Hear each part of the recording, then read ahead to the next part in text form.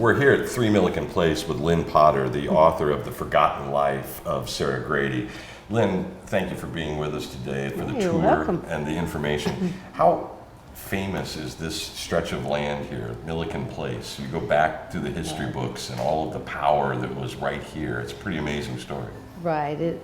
The names of the people that first settled in this particular area, Muellers and the Gradys, names that were very prominent in town.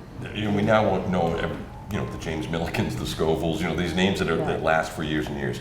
Right. Before we talk about the occupants of this house and the unbelievable treasure trove you found while living here, I want to go back to the history of the house itself. It was built in what year? The Gradys were the first to build, and it was 1910 when they built this. And it was William house. Grady, and he was an executive for the Ferries Manufacturing Company. Right.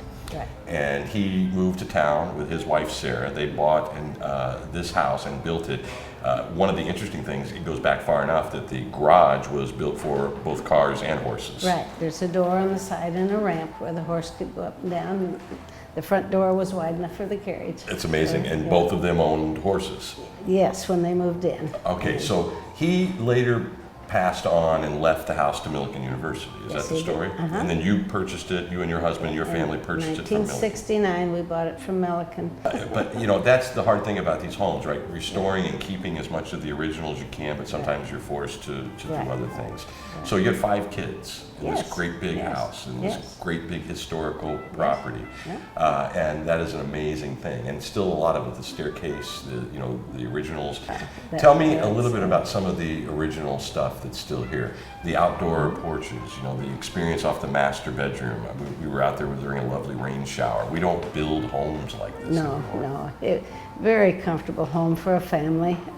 Things have been added, like the swimming pool and the pergola in the back, but basically it looks the same as Yeah. it did when. You can tell signs of the technology of the time, and that there's sort of an intercom system, a bell to Right. be, from Right. 3 floors up to let the servants know that they were Right. needed. Right. And then if you look around, they had all of the amenities. I mean, you couldn't afford to build a house like this No. today. You wouldn't be able No. to do it.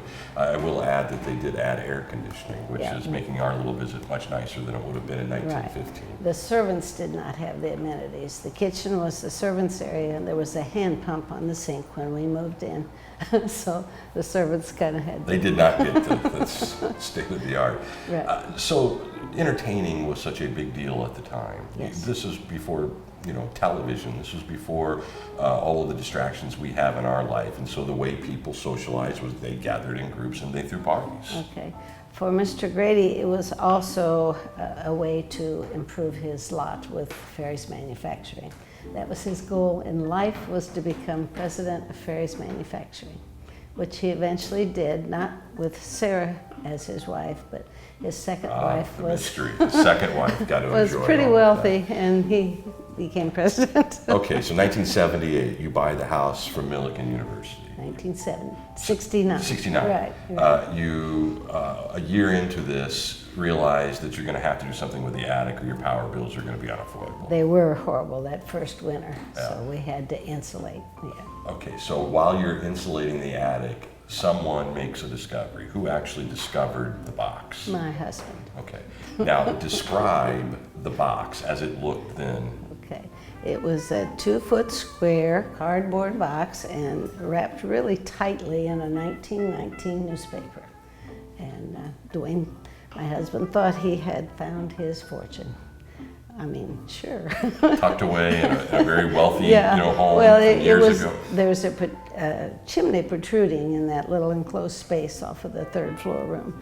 And it was just all you could see was a bump after the insulation was there. It never would have been found if we hadn't insulated, because it was tucked way behind that chimney. Okay, so your husband finds the box wrapped in newspaper. Right. Knowing the history of this home, knowing the power of the people involved, Right. who knows what, right? Right. Did he tell you immediately? No. He went down the basement, locked the door so none of the kids could get in while he searched, and started finding these papers and thought, stock certificates maybe. All right. And yeah. So it's a big mystery. And Yeah. in the next episode, you're going to find out exactly who Sarah was. And some of the stuff that was going on would make a really good TV movie of the week.